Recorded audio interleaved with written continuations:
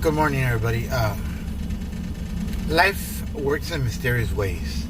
I'm gonna try to describe what I felt and why I did what I did in life. You know what I mean? To help out a friend. Okay. This friend is named Monique. Monique is a special person. She won my trust, my love, and my affection, and I decided to give a helping hand.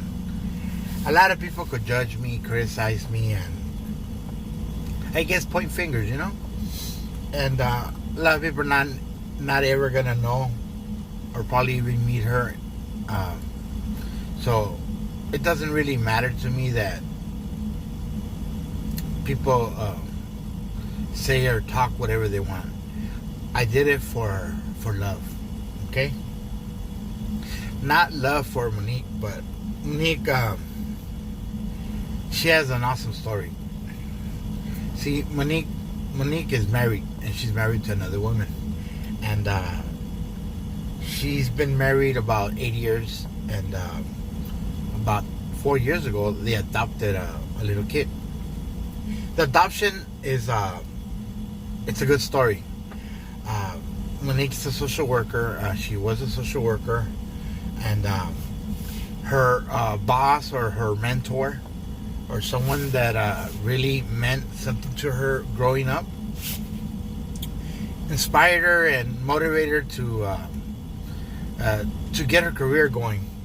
And you could say she helped her, and like I said, it was a mentor. So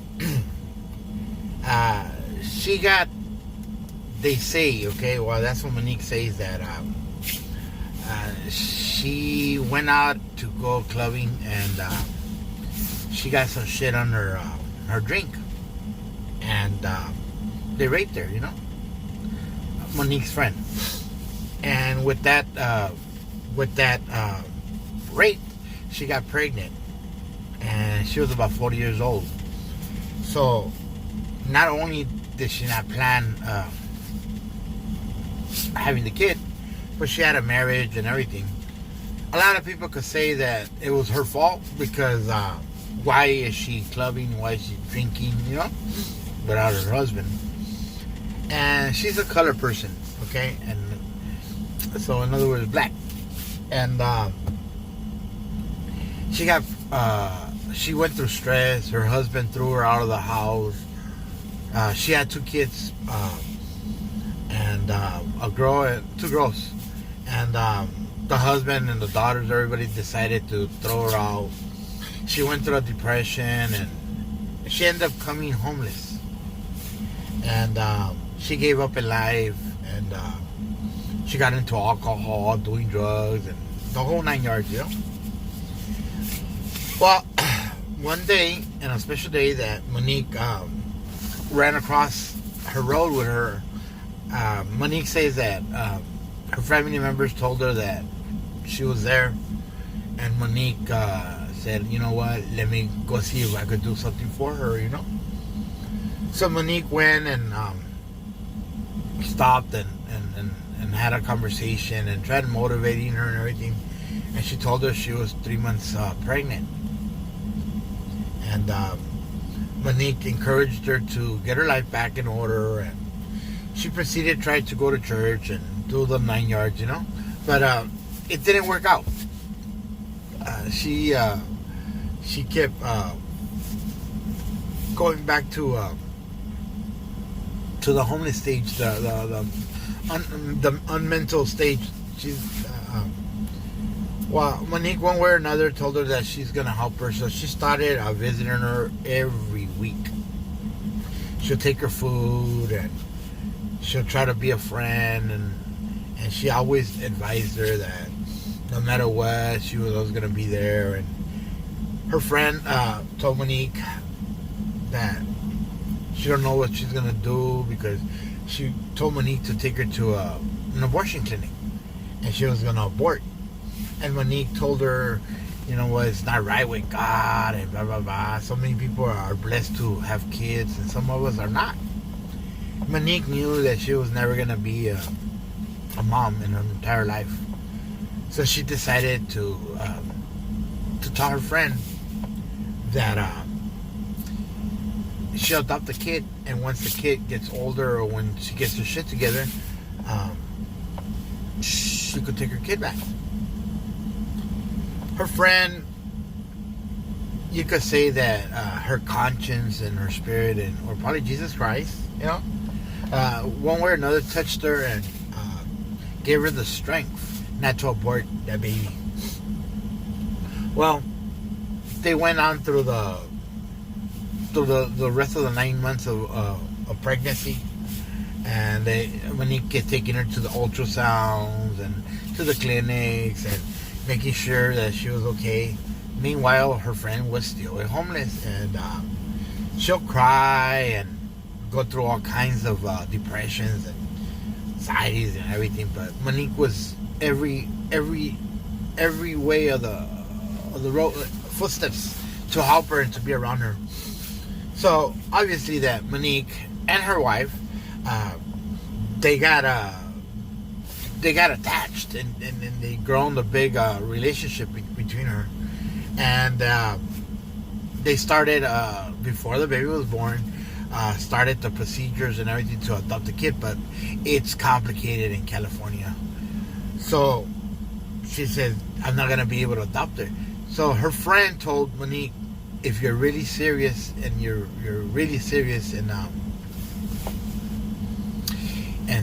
adopting my son, maybe not through the system, but we could work an arrangement on the site. And Monique, she says, yeah, but Monique always told her and told her straight out that if she ever needed to see the kid, or the kid wanted to be with her or whatever, or needed her, she was expecting older age, not a young age, So Monique ended up having the kid for 5 years. 4.5, 5 years. Gradually, she started giving more time with the mom and everything. Well, after 4.5, 5 years, the mom got her shit together, and Monique started feeling anxiety and stressed out and arguing with her wife, the mom and her dad and her brother and her sister. Que pendeja, she got attached to the kid, and Monique was thinking like the end of the world. Everybody could think about moments like that. Not everybody lives them. And after 4 years, 5 years being around somebody, waking up with him and being around him and seeing him grow, throw the parties, feel the love, and the whole 9 yards. Not everybody has the faithfulness or the strength to give the kid back. She decided that about 2 years before everything started, she had decided to buy a house over in Lancaster. And her mom or dad used to live right there in Arleta, off the 5. And she, Monique used to live in Pacoima. So, Monique and wife, her mom and her dad and her brother and sister were not having a complication, but they used to live in a 1-bedroom, and they needed something bigger. And her brothers and sisters and her mom and her dad wanted to rent a house. While Monique and her wife decided to buy a house in Lancaster. She says, we're going to be parents soon. We're going to need some, not parents, but we're going to need a bigger house so we could put the swings, and we're parents y toda la cosa. We need someone to help us with the kids y toda la cosa, and their cooking wasn't that good, so they decided everybody to get together and buy a house in Lancaster. Nice house, Monique got herself her shit together. She's a social worker, so she makes enough money. Her wife works also. She's an attorney assistant or some shit like that. And the life was set. Then Monique started allowing the mother of the kid, which is her friend, to be more around the baby. But Monique started having conflicts with the parents and the wife and everybody. They're always judging her and telling her that they could take the kid away and she's not properly hasn't adopted him properly, toda la cosa, and because she's color people, they could make a bigger scene than ever. And Monique never thought that life would go that way. Couldn't treat her that bad. Well, her friends started getting her shit together, and Monique started to drive from Lancaster down to LA, which is downtown. She was living in Skid Row, and she'll take the kid for like 8 hours, and then drive back to Lancaster. And as time went on, just the day I met Monique was crying, and we met through a neutral friend, and this friend was telling her all the problems, and Monique was gonna allow her friend. She got an apartment and got a job, and her daughters and her husband, the one that she wasn't with, they seen that she was turning her life around. She moved out of Skid Row, got her shit back together, and her daughters wanted to meet the boy, the son. So Monique was scared and she was frightened, and that's when I met her. And she was telling me, I just need a friend to talk to, someone to like advise me or tell me that I'm doing right, but I'm scared, you know.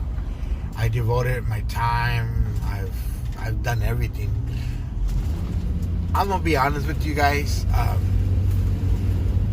The kid was he had autism. I consider him retarded, but not everybody considers him retarded. You know what I mean? When I met him, I told her, run, girl, because you don't know what you're going to get yourself in problems with, you know? And I go, first of all, you're going to all these places y todo to help him out, and that kid's going to be confused as it is, and say he's not retarded or doesn't have Down syndrome or none of that shit, which he looked. I told her, if the mom wants to be around him and the mom loves him, accepts him, the reason the mom wanted him, I'm gonna be honest with you, all right? And this is a story. First of all, the love, right? Second of all, her daughters and her husband were gonna accept him and help her out and be there. And he wasn't that autism, and he wasn't that retarded. I mean, he had the signs of it. He had that aggressiveness, and he could cry for hours. And but there were me and Monique went to the hospital, to the children's hospital right here in LA, and they said he had potential autism or retardism, because the mom did drugs the whole 9 fucking months, and not only drugs, but she didn't take care of herself properly, toda la cosa. So friend got to be around her daughters and her husband, and they kept the baby Friday, Saturday, and Sunday. And Monique, I had just met her about 2 weeks before that, and she had told me if she could stay in my house those days, because just in case they didn't no lo aguantaban or say they had trouble with the kid, whatever. And the kid is used to Monique, you know. So I told her, hell yeah. So I remember we went out on a date. We went out y toda la cosa, you know. And her mind was on the kid, and I told her, why don't you have your own kid, you know? And she's like, well, it's too expensive, and it's out of, you gotta find a donor, and it's too expensive, you know? And I remember the night, we were talking right here in my house on top of the garage next to my van. We parked her car where Danny's friend or my next door neighbor was allowing me to park, you know? And first thing that came through my mind, I seen a shooting star. One of the most amazing shooting stars you could ever imagine. So I told Monique, did you see that? She goes, yeah. And we both stared at it and then stared at ourselves. And I told her,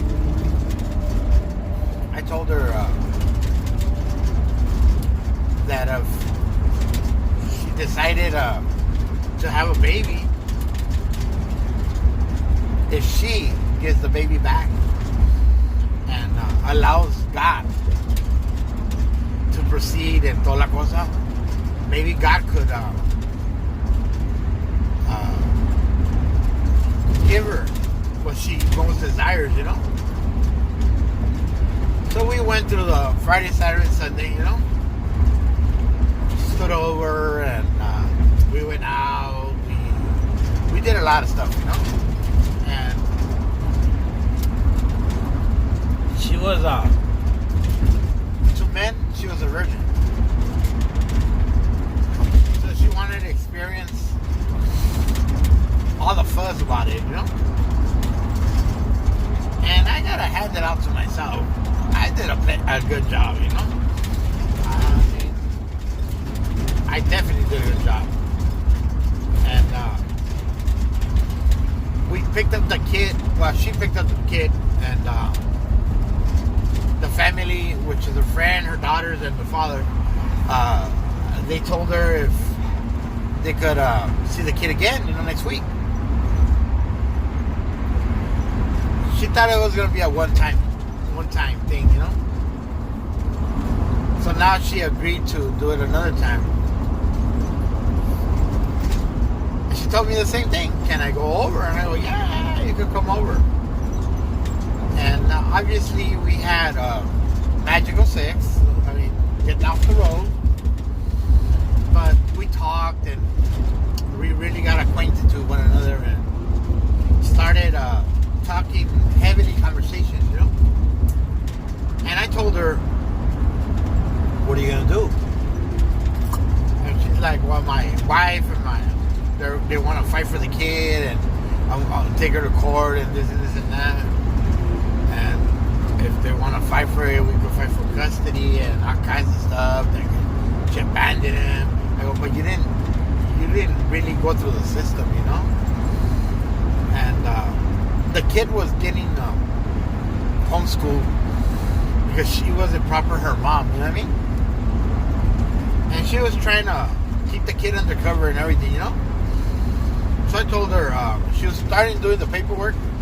She started todo, but it was going to cost a lot of money.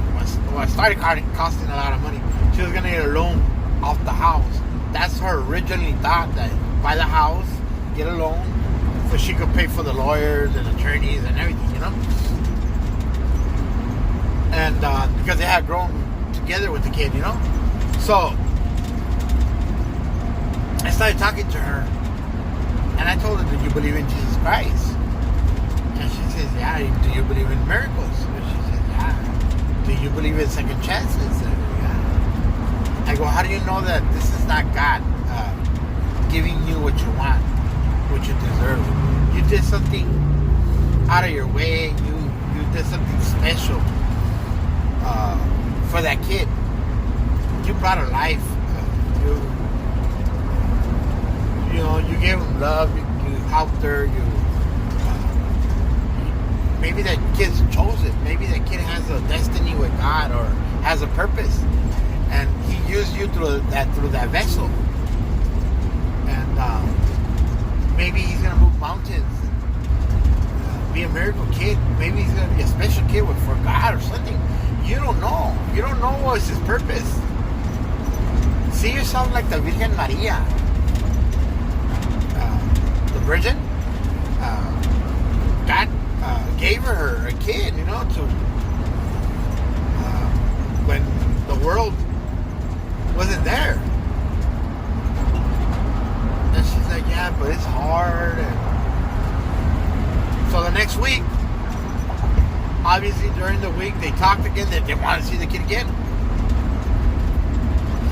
Same thing. She came Friday, Saturday, and Sunday.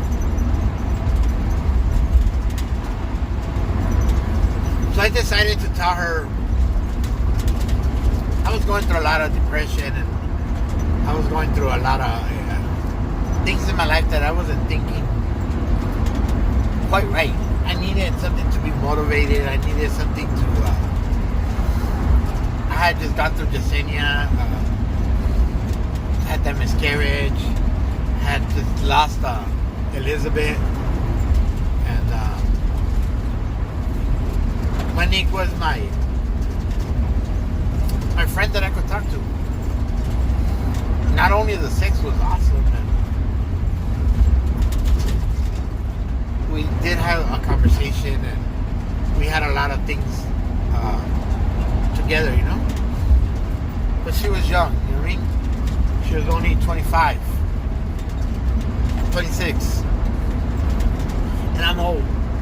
She's married, and she told me, are you really, really, really, really serious in having a baby? I told her, yeah. They go, but it's not gonna be for you. It's my baby, She wanted to pay me. She go, I'll pay you. I'll get a loan, whatever. So I could come up like with 10,000. I don't need your money. I go, if you,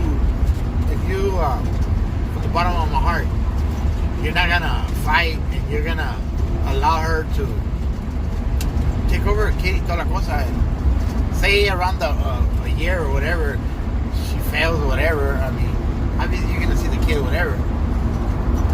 It might come back to you, But are you really wanna have a kid? And she told me, yeah. I told her, have you talked to your wife? She goes, yeah. And she told me straight out, I wasn't gonna tell you nothing, and I was gonna get pregnant from you, and I was gonna keep everything away from you, and that's why I didn't use protection and toda la cosa, But something within yourself and something with you're special, you're awesome, and I know that you're not gonna cause me problems or make situations harder than what they are. I'll tell you this, and I swear to you, and I promise you this: once the kid grows up and he wants to be around you or he wants to meet you, I'm never gonna keep it away from him. Because if you're interested, tell me. And I told her, yeah. So our love life grew, and we were together for 3 months, every Friday, Saturday, and Sunday.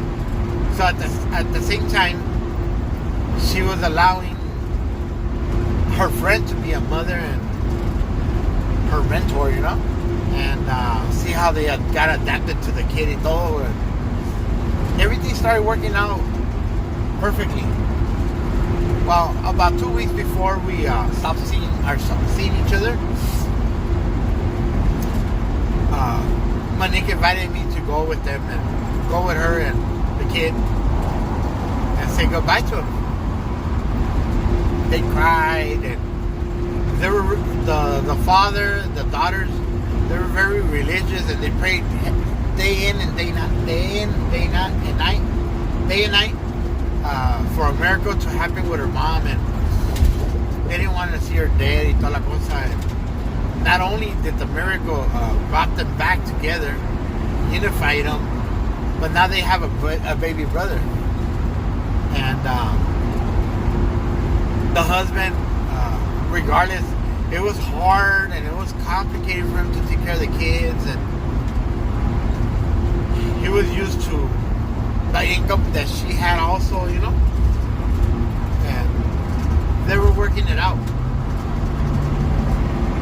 In those 3 months, they grew as a family, and they resolved their the situation at the moment, and they're making the best out of it.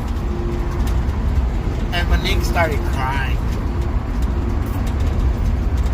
and the kids started crying. I started crying. Her daughter started crying. Even the husband started crying. It was a goodbye. You can't imagine how hard it was. I remember grabbing onto Monique and just seeing her cry like if someone died, and say goodbye. It was something magical, something that you're never ever going to experience in your entire life, unless someone's dead or something like that, But this was so hard. I'm very sentimental. It was so hard. It was so touching. And so I grabbed onto Monique, and obviously I took her back to the house. We went to Olive Garden, and we went to golf and stuff, and we imagined better things in life. We talked about future and everything. And I told her, at that moment, damn, I'm starting to feel feelings for you, and I think I could love you. She's like, no. I'm feeling that too. She goes, I don't want that. I told her también, I don't want that tampoco. So we moved on to the next week. She had a whole week without the baby, without talking, communicating, and todo. She was going to keep her distance with the kid, y todo. And during the week, her friend didn't talk to her or anything. And Monique kept bugging me. And obviously her wife getting jealous and going through the whole thing, and I end up grabbing on the phone and talking to her wife, and I told her, well, this is gonna be the last time we see each other, because I think she's pregnant. Monique started throwing up and the whole 9 yards, and I knew. So we bought the test, and about 3 tests, they all came positive. And I told her this weekend was going to be our last weekend after 3 months together. And I told her that I wanted her to be happy and to form her life and do what she got to do in life, And I really did it from the bottom of my heart for her. And I could take the brunt. And if the kids, when he grows up and wants to know about me, I want to be here. first time I did Facebook and I did all my ancestors and pictures and videos and toda cosa. Well, just pictures, not videos. Was because I thought I wasn't going to be there for Vanessa.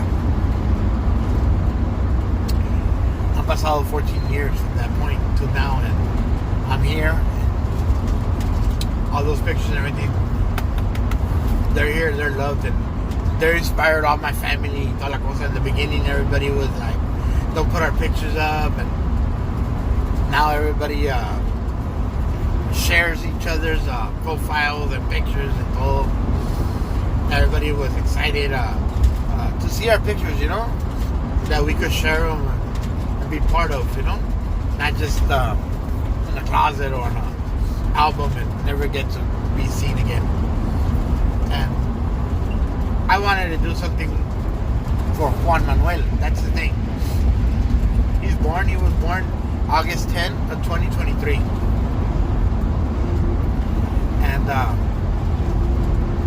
I haven't wanted to see him, and I don't want to see him because I don't want to be attached to him, and I don't want to think day and night of him. You know what I mean? I told her, and I told Monique that I'm here. I've talked to Monique about 3-4 times already. It's awesome. But I told her I'm doing these YouTube videos, all the stories of good and bad of me, and I'm doing like a documentary for my daughter and for my son. And say life throws a curve on me or whatever, I hope Juan, you get to hear these awesome videos of my life, and you get to know me and get to feel that we're special people. And I wish that you're happy in life, that you have a family, a warm family, and that everything turns out good for you. And I guess I'll wait until you're ready, till you're grown up and you want to be around me, So, right now you're like about 6 months. Travieso cabrón, And I wish I could be around you, but I ask God to cleanse me and to give me the strength, to give me and He's provided everything with my daughter Vanessa. You have your sister Vanessa, and she gets all my love and all my attention, and I'm still happy to be a parent, Nothing will give me more proudness to get to meet you. And Monique, if you ever hear this messages, I'm proud of you. I'm extremely proud of you. And I know you're getting your shit together nice and tucked, and you're happy and you're joyful and you're a good mother. And all I want is you to keep your promise to be happy and grow our kid the right way. And I'm just happy you picked me. Proud that finally got the chance to have a boy. And I'm strong. I'm right with everything. So familia, Monique is a very awesome person. I would have been more than happy to fall in love with her. But her life and my life are in two different roads. And she deserves to be blessed and happy. And that's why I gave her my son. And I know for a fact that if you don't grow him, you don't feel that emotional, Maybe when I see my junior, my Juan, maybe I'll change my mentality. But for the moment, I just want everybody to know that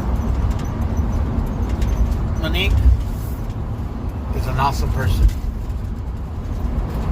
And I got to experience 3 months out of my life. And I consider her a friend. I consider her my second baby mama. And I will always be here for you. You, Monique, and for you, Juan. So please, if you ever hear this video, please don't judge me and don't criticize me. And like I said, Monique is married. She's always been married. She's been not faithful, but faithfully she asked, and I accepted the terms, you know. And that's the Monique story, everybody. It's an awesome story. It's very touching, very moving, and wherever my heart is, I know it's in you. And I miss every moment of you, Monique. I wish I could call you every day, but I've let you distance yourself. It's been about 1.5 years, a little more, since we've been together. And I know that you're happy because we talked. And I wish you the best, eh? So that's the Monique story, everybody. Hope you guys enjoyed it. And one of these days, you guys are gonna be privileged to meet my son. And hopefully you guys are as proud of him as you are of me. Y si sale cabrón como su padre, got all the videos and he has all the YouTube. And I hope everybody enjoys this video. Al rato Monique, al rato Juan. I'll see you